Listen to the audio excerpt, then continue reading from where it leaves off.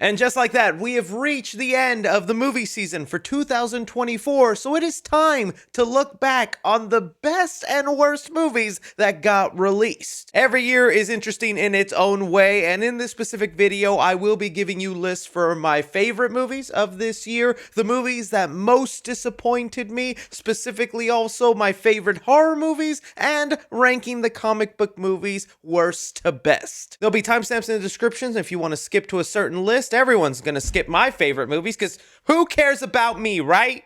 Right? But please, as I go along, I'd love to know your guys' list. You don't have to make it 10 movies like I did for every list. You can make it 5. You can make it 3. For sure want to know what movies disappointed you the most this year. And last disclaimer, this is just my personal opinion. Don't get offended or upset. A movie you really liked or hated wasn't on here. All right, I'm gonna kick things off with the best horror movies of 2024. These are the ones that most struck a chord with me. Starting off with number 10, VHS Beyond. The VHS series is always a fun little treat, and this time around with the Beyond theme, tackling mainly aliens, it had been a while where I felt like every segment in the VHS movie actually hit a chord with me. There was only really one segment in this entire movie I didn't like. Plus, I'm also just a big fan of anthology movies, and we don't get very many of those nowadays. Number 9 on the list, Alien Romulus. Thank you, Fede Alvarez, for bringing Alien back to the horror genre so I can smack it on this list. This is one I walked out of so happy with. Yes, it had its controversies and things that maybe shouldn't have done, like resurrecting an actor, but I was also kind of most surprised a lot of people walked out of this movie hating it and calling it pure nostalgia bait when it had a total of like 5 references, when there's other films way more guilty of nostalgia bait and they're calling back to things in an annoying way. Alien Romulus not only made the xenomorph scary again, it was a beautiful looking movie, had some really great suspenseful sequences, and was also a film that managed to mishmash everything great about the Alien franchise into one film. None of you can make me hate Alien Romulus. Number 8 on the list, Terrifier 3. Of course, I know this is an acquired taste, and this is going to be a franchise that some people will just never get into, and I get it. But man, witnessing a new horror icon being birthed before our eyes, and the story actually progressing in a way where it's making the world much more fulfilled than just being body parts and blood being spewed everywhere. This was a movie that made me excited for where they're taking things for the 4th and 5th movie and what else Art the Clown will become in the next couple of years. Call him a studio plant all you want. Art the Clown is here to stay, and I'm happy, baby. Number 7 on my list, one that maybe a lot of people still haven't seen, Caddo Lake. This was a movie that released straight to Max, starring Dylan O'Brien, and I can't really say much more than that other than some people disappear in a town, and throughout the course of the movie, we begin to uncover where they ended up and how they're all connected. Admittedly, this was a movie where 20 minutes in, I was seriously considering turning off, but once it hits that point where you figure out what is actually happening, I became locked in, sat up in my seat, and it was a non-stop thrill ride till the end of the movie. Number 6 on my list, The Oddity. Kind of a straightforward but very creepy movie. It follows a woman who is kind of obsessed with trying to figure out who killed her sister a few years back. Along the way, she interrogates the people closest to her lives and also brings with her this big wooden dummy that gave me a couple of jump scares throughout the movie. Although it doesn't really have any mind-blowing twist and you can honestly predict where it's going, it was well done, and sometimes just a simple, straightforward horror movie gives you exactly what you're looking for. Number 5 on my list, I Saw the TV Glow. This is the part of the list here on out where these were the horror movies I just loved, and with this one in particular dealing more with psychological horror in trying to find your true self. I loved so much about the look of this movie. Sometimes you pop on a horror movie just to be put in a certain atmosphere, and this one hits almost an ASMR type code in my brain when watching it. From the dialogue, the narration, the colors. But overall, yes, it's themes about transgenderism and how it personified that in a way that made me feel fear over something I can't relate to. And I feel like that's something so powerful a movie can do, is put you in the shoes of somebody and try to make you understand their fears. Number 4 on my list, Smile 2. This is a perfect example of a movie that does everything better from its first film. I don't know what director Parker Finn did in between Smile 1 and Smile 2, but you can see he has made real progression with his filmmaking, and it is all shown in Smile 2. It is filled with so much dread, suspense, eerie, creepy smiles, but also some of the best camera work and storytelling I've seen in a horror movie this year. And not to mention also, I still stand by the fact Naomi Scott deserves Oscar recognition for this performance, and it is going to be such a shame if it goes unnoticed. I never expected to be such a fan of this Smile franchise, and with the way this second movie ended,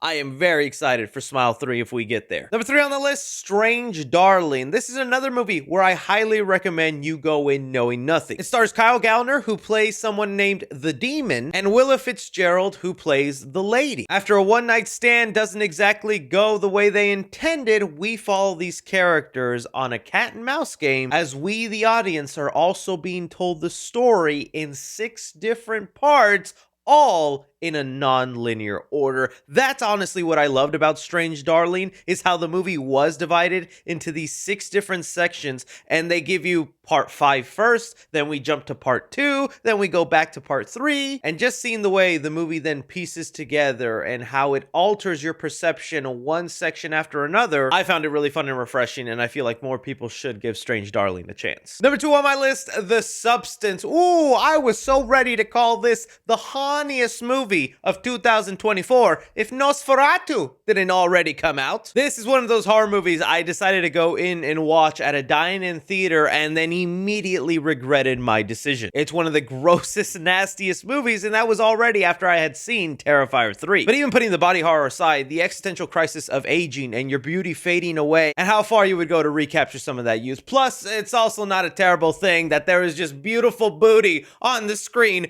like 80% of the time. Some of it is guy booty. So there's booty for everybody. Truly the definition of smart and inventive, and it's horror movies like this that actually give the horror genre a good name. So keep them coming like this. My number 1 favorite horror movie of the year ended up being The Heretic. This was the one horror movie I loved from start to finish and had almost no notes on once it ended. Growing up Catholic, I always was somebody a little skeptical about my faith and religion and what exactly is going on, and just the way this movie goes about breaking down common inconsistencies and weird coincidences with other religions. They managed to do it in a way that was both funny and not truly insulting. I've seen a lot of people who are very religious and are so protective of that, I understand that really walk out of The Heretic thinking it's the kind of movie that's just pointing at you and laughing at your face if you're religious, when the movie I thought had a great balance of also protecting what you believe in and why maybe that is okay and you're no better for thinking it's not real. Not just that, but also the way it magnifies how things are just sometimes a big old marketing gimmick. There's a really funny and out there conversation about condoms at the beginning of this movie. Later on in the film, they even have pop culture references and start debating about what's a better fast food chain, Burger King, Wendy's. All stuff you would think on paper sounds terrible and is awful for dialogue, but in this movie, it works. Moving on now, let's rank the comic book movies that came out in 2024 from best to worst. Now, I know some people are going to bring out technicalities about certain movies that it's technically a comic book movie. Oh, you should have included Hellboy. Didn't even give it a chance. These are just the ones I've seen and I thought were clearly comic book movies. So let's just start off with the best, and I think it's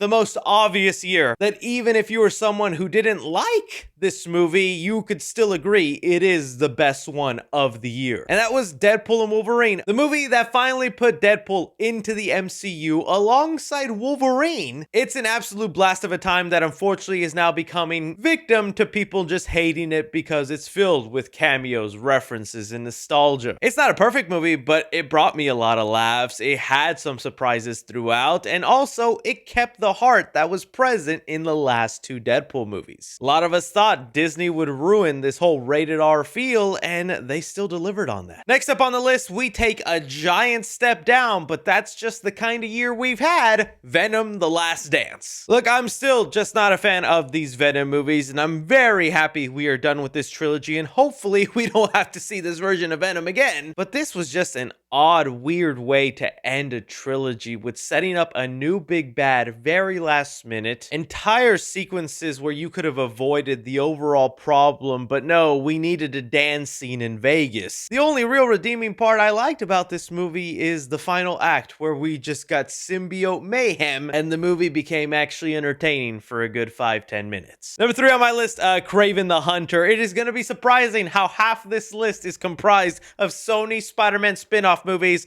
and Kraven just ends up there. The movie that is gonna end up making the least amount of money out of all the Spider-Man spin-off movies isn't really even the worst one. I think some will give it a pass because it's Kraven and Aaron Taylor Johnson kind of makes the character cool, and there is some fun action scenes thrown in there, I'm not gonna lie. Making it rated R was a huge bonus. But that Rhino fight scene, atrocious. These random quirky moments that have no context or explanation. Play the clip. All of our guys are dead.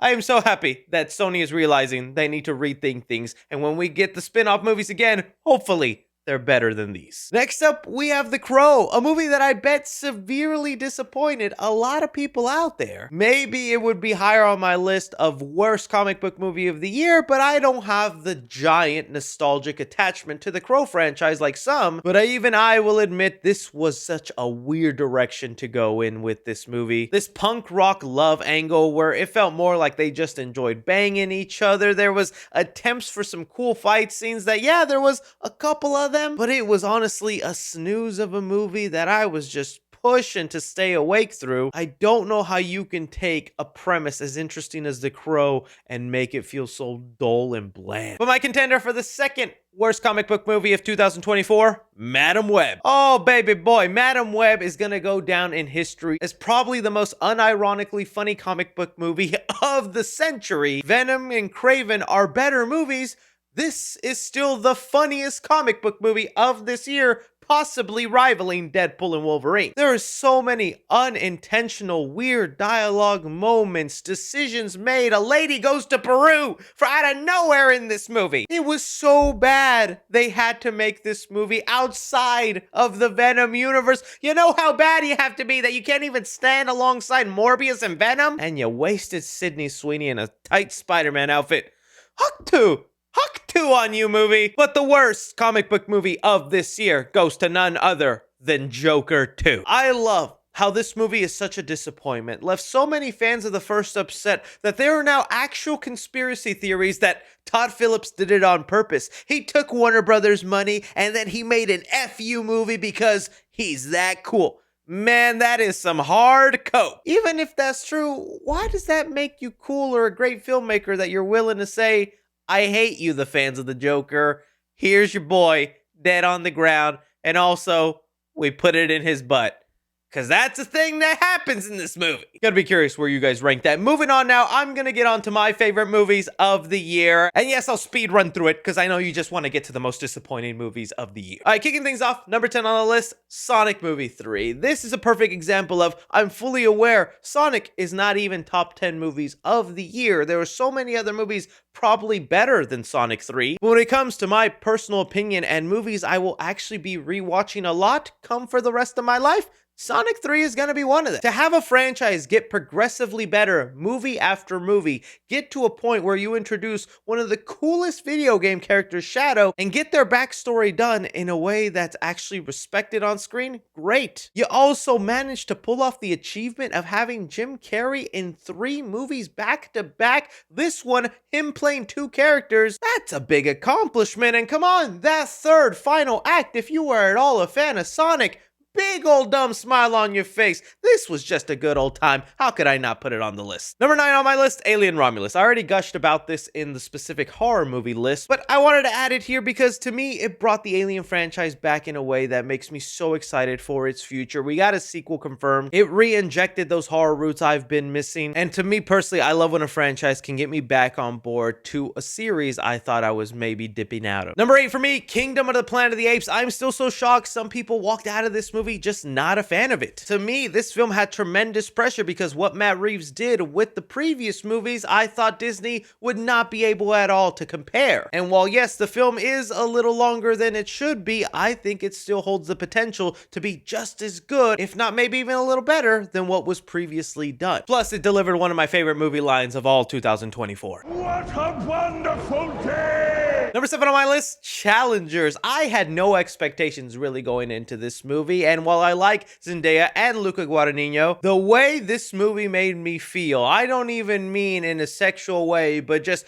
passionate and excited for tennis, a sport I could care less about. It was just a high-octane sports movie filled with a lot of adrenaline, a great techno score, and some really inventive, creative camera work that made tennis thrilling to see in a movie. This is one of those films where after it was over, I looked at my lady and I said, we're gonna go find a tennis court and play. Number 6 on my list, Inside Out 2. Pixar, you are back, baby. There was another Disney animated movie that came out this year, Moana 2, that just ended up being okay, while Inside Out 2 was the long-awaited sequel that actually lived up to the expectations of its predecessor. Beautiful animation, heartfelt story, and in true Pixar fashion, tears were forming in my eyes. Number 5 on my list, Furiosa. I am so disappointed in all of you out there who did not buy tickets to go see this in theaters because you made Furiosa flop. And it's so sad when a movie this good ends up not performing well. Anya Taylor-Joy as Furiosa and the decade-long struggle she goes through just to see where her character begins at the start of Mad Max Fury Road was a story I didn't know I needed told. I usually kind of am turned off by prequels because we know where a character ends up, and it rarely ever does much to change my mind about that character. Furiosa is one of those times where it recontextualized how I felt about her. I always liked Furiosa, but now I have this deep and tragic respect for everything she went through, and it even makes the movie Mad Max Fury Road better because of what I witnessed in Furiosa. That is a true good prequel. Number 4 on my list, The Substance. I try not to let my overall top 10 list not be too comprised of horror movies because I am a big horror fan. So being selective on the few horror movies I did pick, The Substance had to be there for all the reasons I mentioned earlier. Number 3 on the list, Dune Part 2. Maybe it's here because of the popcorn bucket it spawned and then the hell we had the rest of 2024. But in all seriousness, this is just fantastic fine filmmaking. Only Denis Villeneuve can bring to life one of the hardest pieces of literature to adapt and make all the weird, outlandish things in this universe actually work. Part 3 cannot get here soon enough. Number 2 on the list, The Heretic. I already mentioned why I love this, so let's just move on to number 1. Some of you are gonna laugh at me, some of you are gonna think, really? That's number 1? I get being at like number 5, number 6, but really number 1? Yes, number 1. The Wild Robot. I just freaking love this movie, man. This is the film that had no real expectations for me. I knew I was probably going to enjoy it because it had decent trailers, but oh man, I was not expecting the gut punch and just the overall beautiful story I would witness when I sat down to see this movie. Also, even the surprise little mature jokes throughout the course of the movie, I like. This is the definition of a film. Just because it was made for kids does not mean it has to be slop. Beautiful, profound, and it has such a great message about moms and parents and their sacrifice in raising their child. Laugh all you want at me, but this is the movie that when I walked out of it made me go, this is why I love movies, man. That was fantastic. But all right, now moving on to the final list here. Our worst, aka our most disappointing movies of 2024. These to me are the movies where we had maybe some sort of expectation or had some sort of thought that they would be good, only for them to be crushed, thrown on the ground, and spit on. Kicking things off at number 10 on my list. Now, these few movies I don't actually think are terrible, but they were for sure a bit of a letdown, and that is Maxine. The ending of the Pearl/X trilogy, I had high hopes for what they were about to deliver, and going into Maxine, it just left me a little underwhelmed. It had some great moments, nice visuals. Mia Goth, of course, was awesome in the movie, but the overall climax and where it leads to just felt like not really the payoff I was hoping for with this series. Number 9 on the list, probably not a movie a lot of you guys had some sort of expectation for, but I had actually been hyped for this movie for a good year and a half, and that was Time Cut. This was a movie that when it first got announced was pitched as Scream meets Back to the Future, one of my 2 favorite movies of all time into one. Yes, please. I also like the screenwriter of the movie, Michael Kennedy, and although it was going straight to Netflix, I wanted to give it a shot,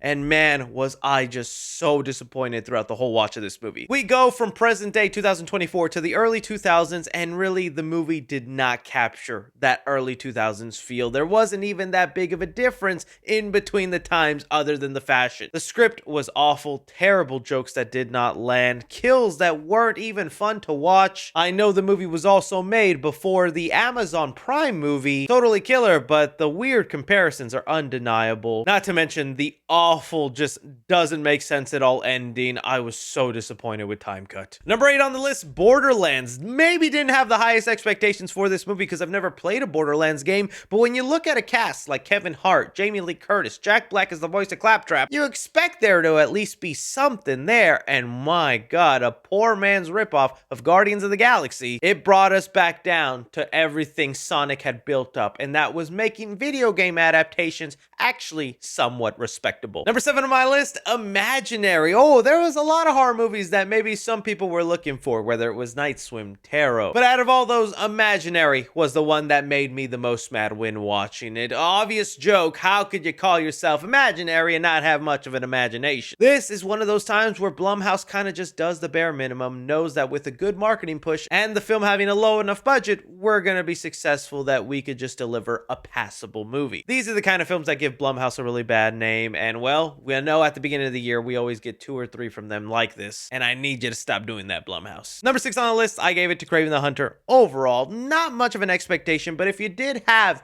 the R-ratedness attached to it that should have been given to Venom in the first place, do you think that'd be enough to at least make the movie entertaining? And it was barely that. Number 5 on the list, I gave it to The Crow. I really think we need to stop trying to remake that original Brandon Lee movie with those characters and just create a situation where somebody needs to do some John Wick style revenge with the powers of The Crow, and let's throw the punk rock and little sexy stuff out the window. Number 4 on my list, Megamind versus the Doom Syndicate. I had to sit down and watch this movie, so it's going on the dang list. But it's like DreamWorks. Right after you made a beautiful masterpiece like The Wild Robot, why not dig into your treasure bag and actually make a real Megamind sequel? Because you'd be surprised how much money it'd make. And this poor excuse of a movie was not what we were asking for. Number 3 on the list, Madam Web. I've already talked about how outrageously dumb this movie is, but one of the weirdest choices I keep coming back to is how they actually cast Emma Roberts to play Peter Parker's mom with little baby Peter, and that entire plot and that big actress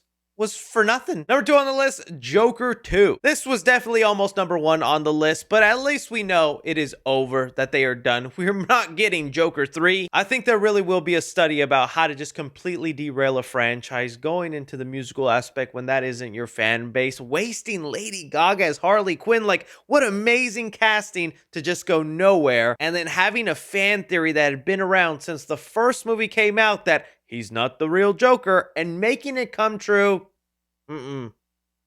Prison, Todd Phillips. Go to prison. And number 1 on my list, look, to me, this was definitely the most disappointing thing about this year, and that is The Strangers Chapter 1.